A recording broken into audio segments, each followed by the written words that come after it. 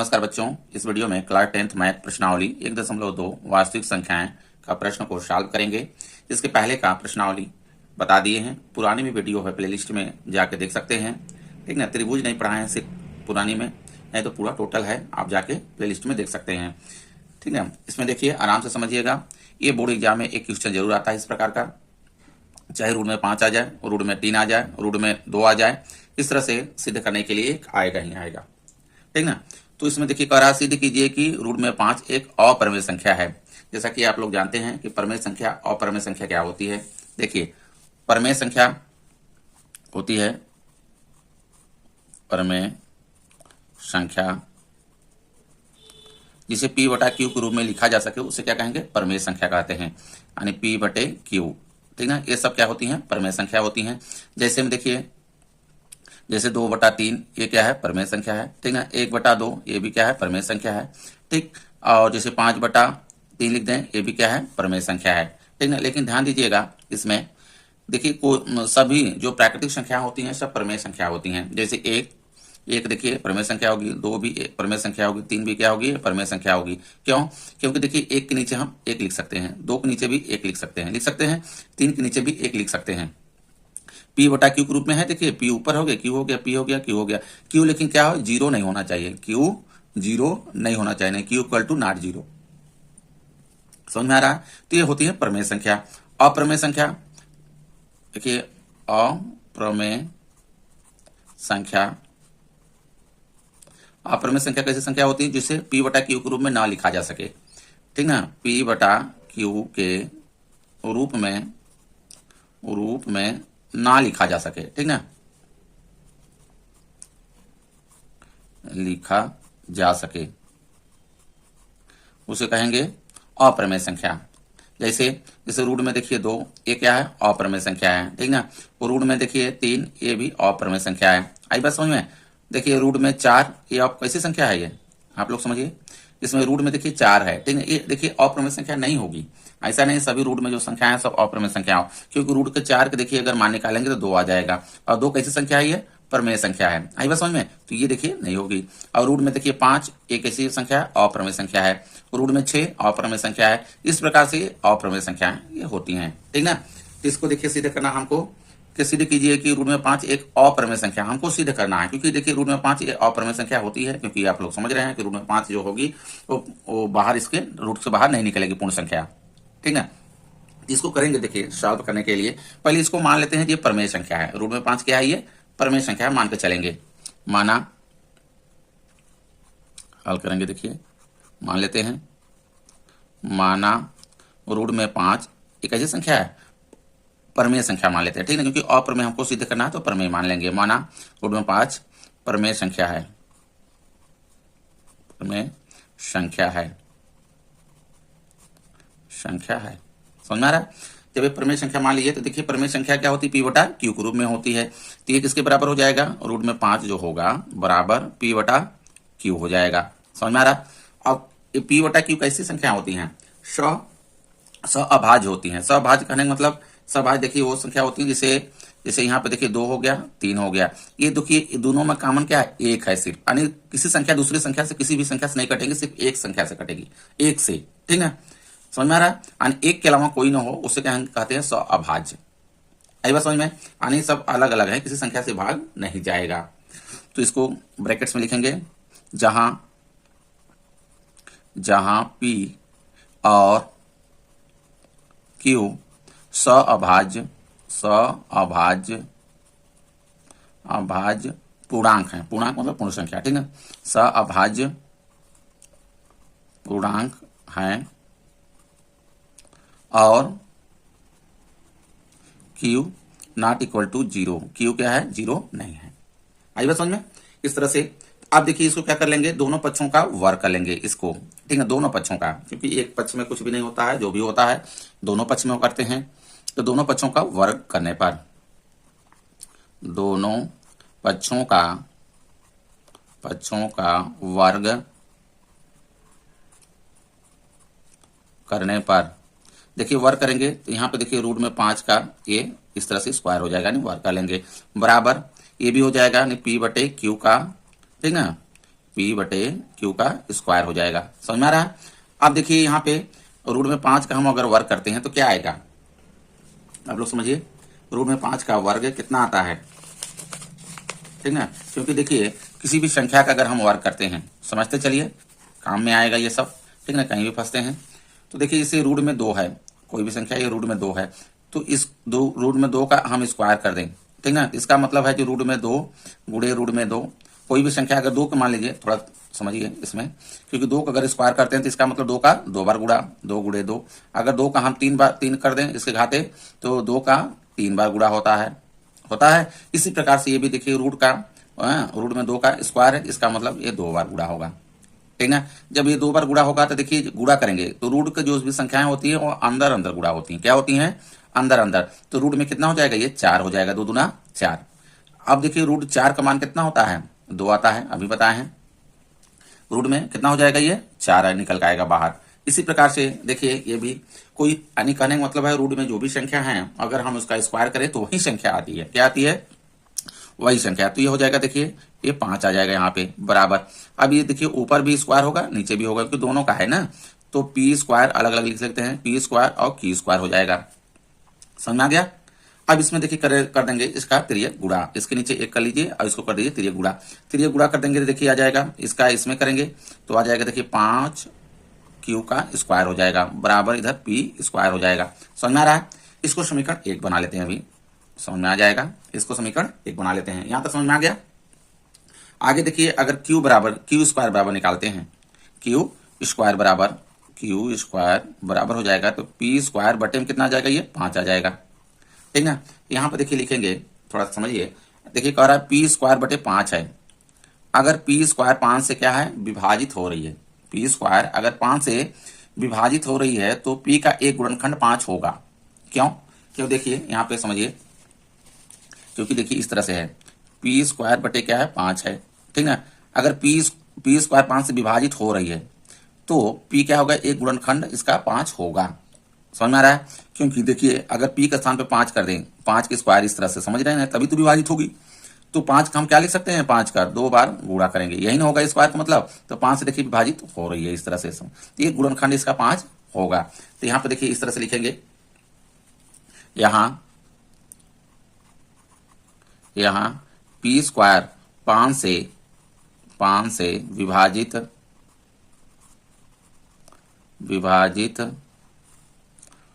है तो पी भी 5 से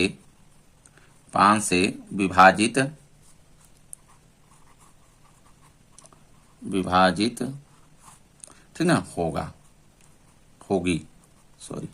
होगी, ठीक ना। इसको बना लेते हैं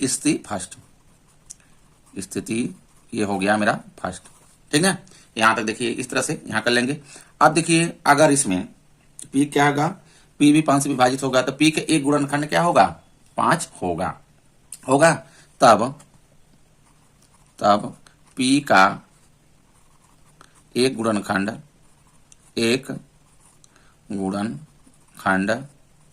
5 होगा। समझ में आ रहा है? यानी पी का स्थान पे पी का एक गुणनखंड क्या हो जाएगा, 5 होगा। तो देखिए अगर हम यहाँ मान लें कि पी बराबर पी का जो एक गुणनखंड है, ठीक है, तो 5 तो हो जाएगा, यानी 5 जो बचा वो एम हो जाएगा, एम कर लेते हैं, ठीक है, पी बराबर 5 एम कर लेते हैं। अब ये जो पी का मान है, पी का मान हम समीकरण 1 में क्या कर दें, रख दें। यहाँ पे समझ में आ रहा है? पी का मान हम क्या करते हैं, समीकरण 1 में रख दें। पी का मान समीकरण 1 में रखने पर, समीकरण 1 देखिए ये है मेरा, इसी में रख देते हैं। तो यहां पे देखिए 5 क्यू स्क्वायर इसी तरह से रहेगा, 5 क्यू स्क्वायर। अब पी के स्थान पे क्या रख देंगे, 5 एम रख देंगे, ठीक है। तो पी के देखिए यहाँ पे स्क्वायर है, तो ये हो जाएगा मेरा यहाँ पे 5 एम का स्क्वायर हो जाएगा, 5 एम का कर लेंगे हम यहाँ पे स्क्वायर, ठीक है, दोनों का। अब देखिए यहाँ से 5 क्यू स्क्वायर इसी तरह से रहने देंगे। अब देखिए इसको स्क्वायर का अगर हम तोड़ते हैं तो 5 का भी स्क्वायर है, एम का भी स्क्वायर है, ध्यान दीजिएगा जब भी ऐसा रहे तो दोनों को होता है। तो 5 25 हो गया, 25 एम का स्क्वायर हो गया। समझ में आ रहा है? अब देखिए एम स्क्वायर बराबर निकालेंगे तो 25 कहाँ जाएगा, इसके नीचे आ जाएगा, तो एम स्क्वायर बराबर आ जाएगा 5Q² बटे में हो जाएगा 25। ठीक है, समझ में आ रहा है। अब इसको काट दीजिए, 25 हो जाएगा, देखिए कट जाएगा ये, तो आ गया एम स्क्वायर बराबर Q² बटे 5 आ गया। ठीक जैसे हम लोग इसमें देखिए Q² बराबर P² बटे 5 था, ठीक ना, तो अगर ये 5 से विभाजित है तो P का एक गुणनखंड 5 होगा, ठीक ना। इसी प्रकार से देखिए इसमें भी Q² अगर 5 से क्या है विभाजित है तो Q का एक गुणनखंड क्या होगा 5 होगा, ठीक ना। इस तरह से देखिए इसमें लिख लेंगे P का, यहाँ पे इस तरह से लिख देते हैं, यहाँ Q² 5 से विभाजित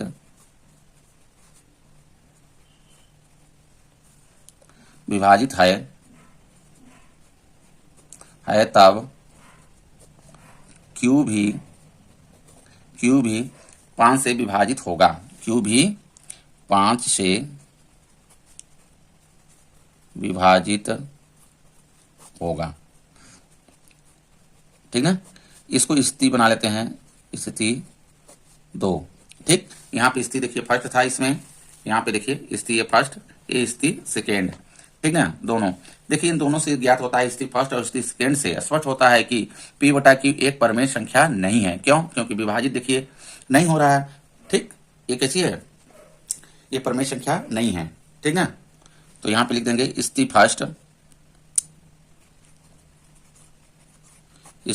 फर्स्ट यानी पहला, और दूसरा से स्पष्ट होता है कि P बटा Q, ठीक ना, एक परमेय संख्या नहीं है, एक परमेय संख्या नहीं है, यानी जो हम लोग माने हैं वो क्या है, वो नहीं है। आई बात समझ में। तब क्या होगी, एक अपरमेय संख्या होगी, अतः P बटा Q क्या होगी, अपरमेय संख्या होगी। अतः P बटा Q एक अपरिमेय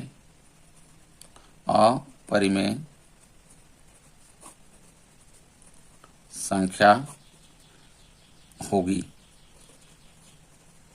जब P बटा Q अपरिमेय संख्या हो गई है तो कह सकते हैं रूट में 5 जो है उसी को माने हैं। देखिए यहाँ पे क्या माने हैं कि रूट में 5 P बटा Q, ये P बटा Q कैसी होगी संख्या, अपरिमेय हो गई, सिद्ध कर दिए, तो ये भी क्या होगी, अपरिमेय हो जाएगी, ठीक ना। इस तरह से देखिए अतः P बटा Q एक अपरिमेय संख्या होगी। तो यहाँ पे देखिए रूट में 5 जो है, तो रूट में 5 अपरिमेय संख्या है,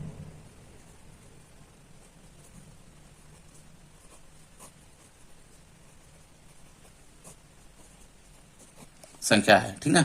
इस तरह से सॉल्व करेंगे। देखिए इसमें एक क्वेश्चन आएगा ही आएगा, इसको एक बार, दो बार, तीन बार आप लोग प्रैक्टिस जरूर कर लीजिएगा, क्योंकि एग्जाम की दृष्टि से बहुत ही महत्वपूर्ण क्वेश्चन है ये, ठीक है।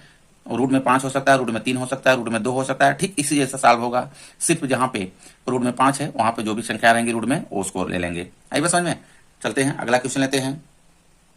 देखिए दूसरा क्वेश्चन, इसमें करा सिद्ध कीजिए कि 3 धन 2 रूट में 5 एक अपरिमेय संख्या है। देखिए उससे ये आसान है सॉल्व करना इसको, ठीक ना, पहले वाला क्वेश्चन से, क्योंकि रूट में देखिए सिंगल में है 5 है, रूट में 3 है, तो वो थोड़ा सा लंबा हो जाता है, लेकिन ये देखिए बहुत ही आसानी से सॉल्व हो जाएगा। ये कैसे, देखिए ये कह रहा है कि एक अपरिमेय संख्या है, तो अपरिमेय संख्या अगर हमको सिद्ध करना है तो मान लेंगे कि ये क्या है, परिमेय संख्या है, ठीक ना। माना 3 धन 2 रूट में 5 एक ऐसी संख्या है, परमेय संख्या मान लेते हैं, ठीक ना, इतना एक परमेय संख्या है।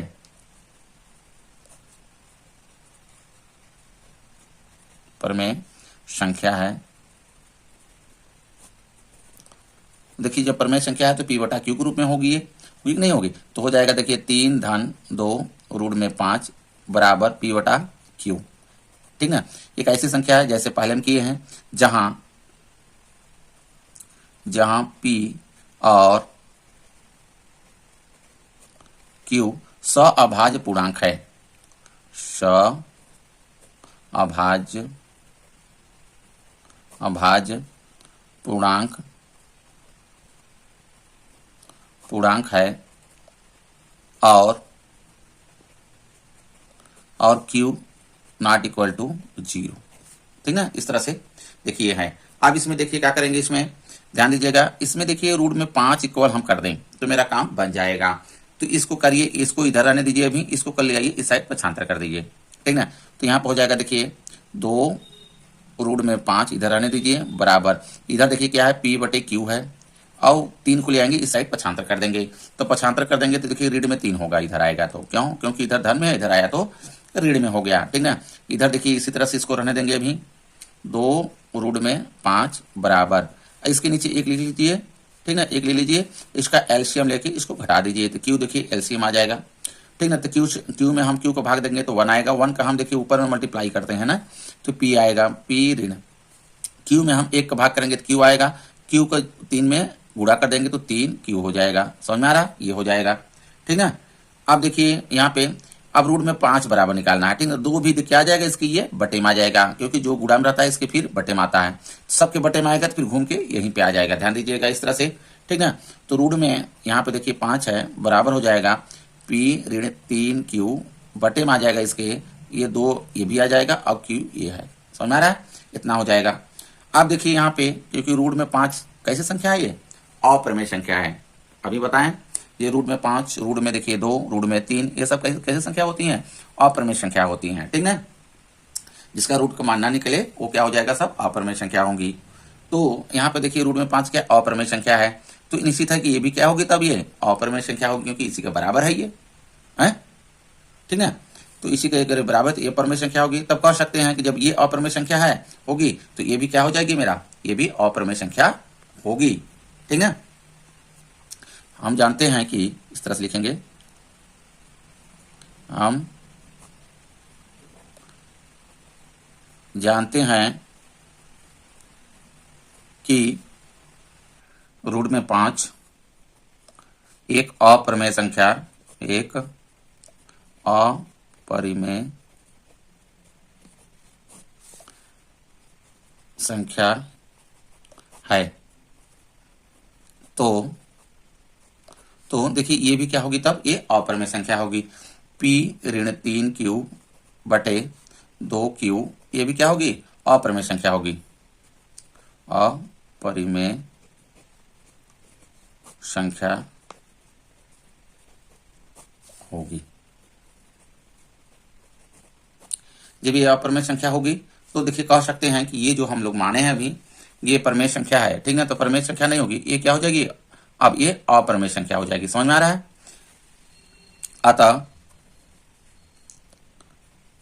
अतः 3 धन 2 रूट में 5 एक अप्रमेय संख्या होगी, एक अपरिमेय संख्या होगी, ठीक ना। इस तरह से देखिए सॉल्व करेंगे इसको। अगला क्वेश्चन लेते हैं। देखिए इस प्रश्नावली का ये लास्ट क्वेश्चन है। प्रश्न 3, सिद्ध कीजिए कि निम्नलिखित संख्याएं अप्रमेय हैं। जैसा कि प्रश्न 2 में हम लोग सॉल्व किए हैं, ठीक उसी जैसा इसको भी करना है, ठीक ना। तो इसमें पहला लेते हैं, देखिए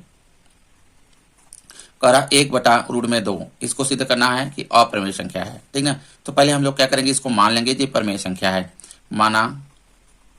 माना 1 बटा रूट में 2 कैसी संख्या है, ये प्रमेय संख्या है, प्रमेय संख्या है, इसको इस तरह से मान लेंगे, ठीक ना। जब ये प्रमेय संख्या है तो देखिए 1 बटा रूट में 2 ये बटे ये हो जाएगा p बटा q, q बटा q के रूप में होती है प्रमेय संख्या, ठीक ना। अब इसमें देखिए जहां p और q अभाज्य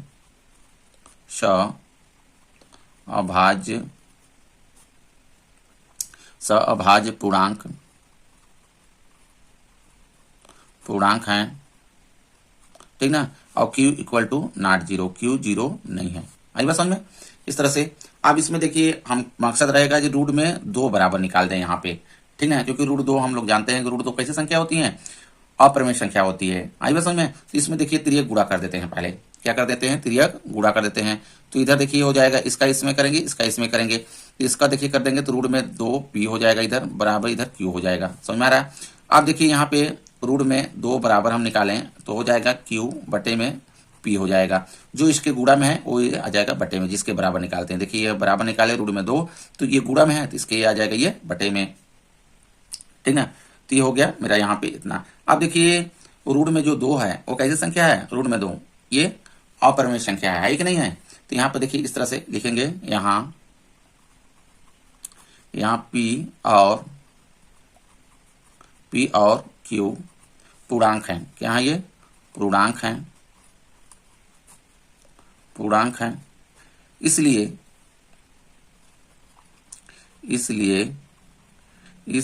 ठीक ना 2p, इसलिए q बटे p, ठीक ना, इसलिए q बटे p, ठीक ना, एक q बटे p यानी ये क्या है, परमेय संख्या होती है इस तरह, ठीक ना। तो q बटा p परमेय संख्या होती होगी, परमेय संख्या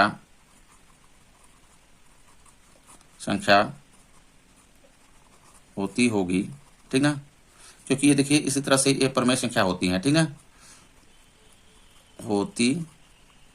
दो बार हो गया, होती होगी, परंतु देखिए रूट में 2 क्या है, ये अपरमेय संख्या है, परंतु रूट में 2 अपरमेय संख्या है, अपरिमेय संख्या है।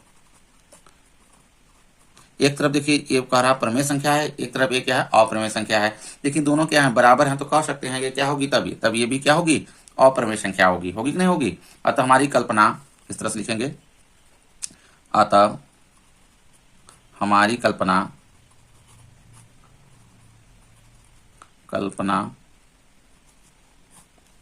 गलत सिद्ध होती है, हमारी कल्पना गलत सिद्ध होती है।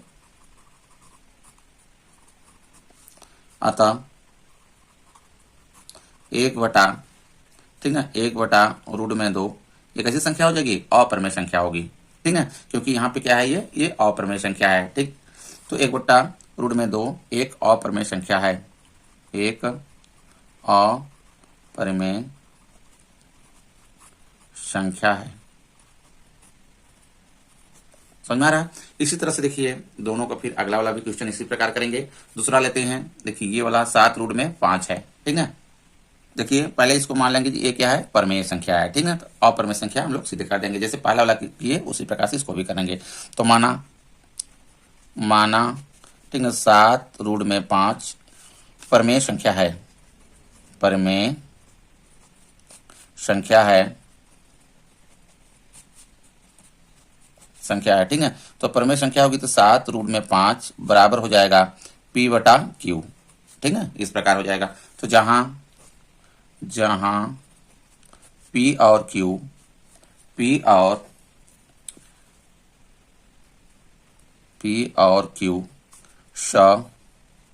अभाज्य, ठीक है, अभाज्य पूर्णांक है, सभाज्य पूर्णांक है, और q ≠ 0, ये है। समझ में आ रहा है।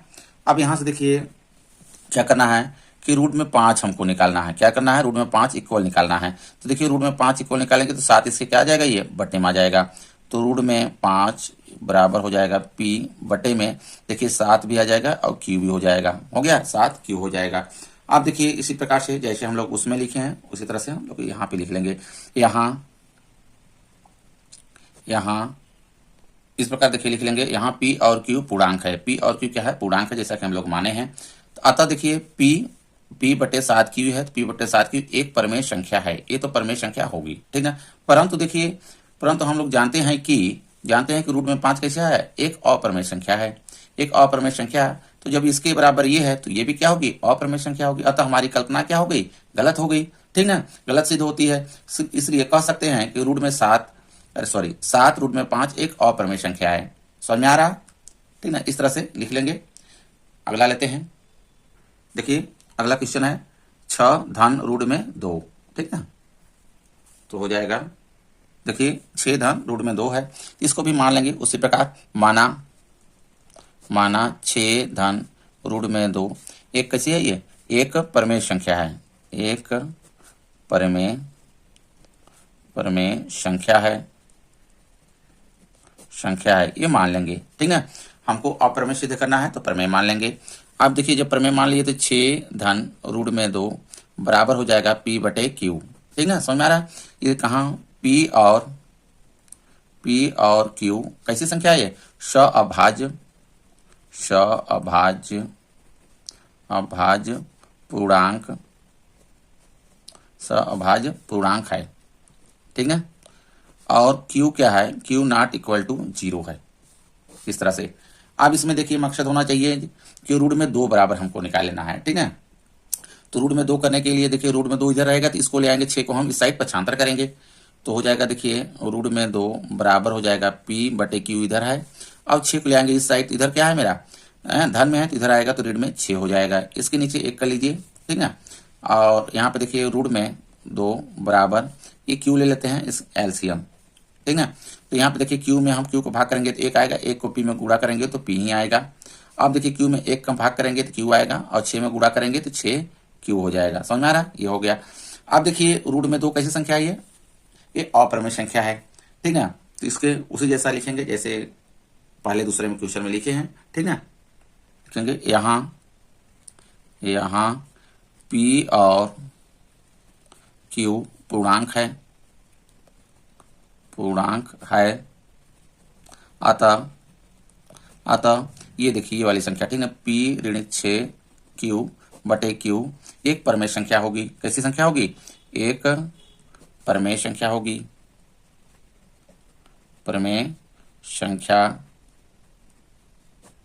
होगी, ठीक है।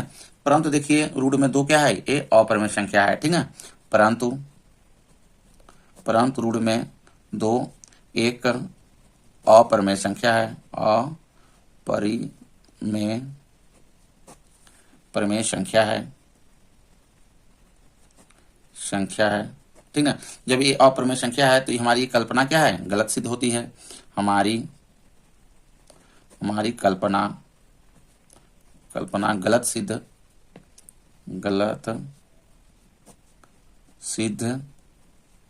होती है। ठीक है, अतः कह सकते हैं कि या इस तरह से कर लेंगे अतः। ठीक, क्योंकि ये क्या है, अपरमेय संख्या है। जब ये अपरमेय संख्या है तो मेरा ये भी अपरमेय संख्या होगी। अतः 6√2 एक अपरमेय संख्या